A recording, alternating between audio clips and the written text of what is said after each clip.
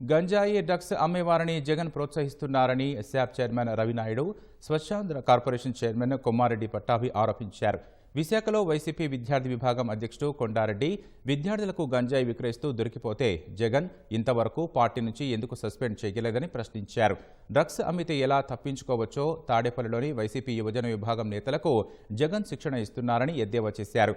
కూటమి ప్రభుత్వం డ్రగ్స్ గంజాయిపై ఉక్కుపాదం మోపుతోందని వెల్లడించారు. ఇటు పవన్ కళ్యాణ్ గారైనా, తెలుగుదేశం అయినా, బీజేపీ అయినా, ఏ పార్టీ అయినా వెంటనే సస్పెండ్ చేస్తూ ఉంది ఓ చిన్న ఇష్యూ వస్తే కూడా.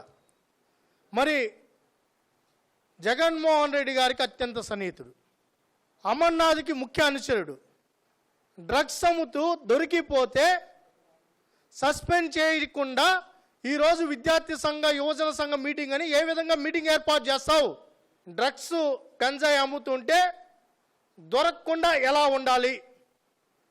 నేను 1,00,000 కోట్లు దోచుకున్నా నన్ను నా మీద ఏ చర్యలు తీసుకోలేకుండా నేను ఎలా తప్పించుకుంటానో నన్ను చూసినా మీరు ట్రైన్ అవ్వండి. నేను మీకు నాయకుడిగా ఉన్నా ఈరోజు కోర్టుకైనా హాజరవుతున్నానా, లేకపోతే నన్ను ఏమన్నా పోలీసులు వచ్చి నన్ను ఇబ్బంది పెడుతున్నారా? చూడండి ఎలా తప్పించుకోవాలో, ఎలా ముళ్ళు వేయాలో, ఎలా దాంకొని తిరగాలో, ఎలా ఏటోళ్ళ మీద నిందలేయాలో నేర్చుకోండి అని ట్రైనింగ్ క్యాంప్ లాగా ఉంది. ఒక పక్క మేమేమో మా చంద్రబాబు నాయుడు గారు, లోకేష్ గారేమో గంజాయి వద్దు బ్రో అంటే గంజాయి తీసుకో బ్రో, గంజాయి అమ్ము బ్రో అంటూ జగన్మోహన్ రెడ్డి నినాదిస్తున్నాడు. వీళ్ళు డ్రగ్స్ ఇతర ప్రదేశాల నుంచి నగరంలోకి డ్రగ్స్ తీసుకొచ్చి వీళ్ళు రేవ్ పార్టీలు చేసుకుంటా ఉన్నారు. మొన్న తీసుకొచ్చినటువంటి డ్రగ్స్ కూడా ఇంకొక రేవ్ పార్టీ కోసమే సిద్ధం చేశారని సమాచారం కూడా తెలుస్తూ ఉంది. ఇవాళ మా తెలుగుదేశం పార్టీ ఉంది, మా టీఎన్ఎస్ఎఫ్, తెలుగు యువత, మేం చేసినటువంటి ప్రోగ్రామ్స్ ఏంటి?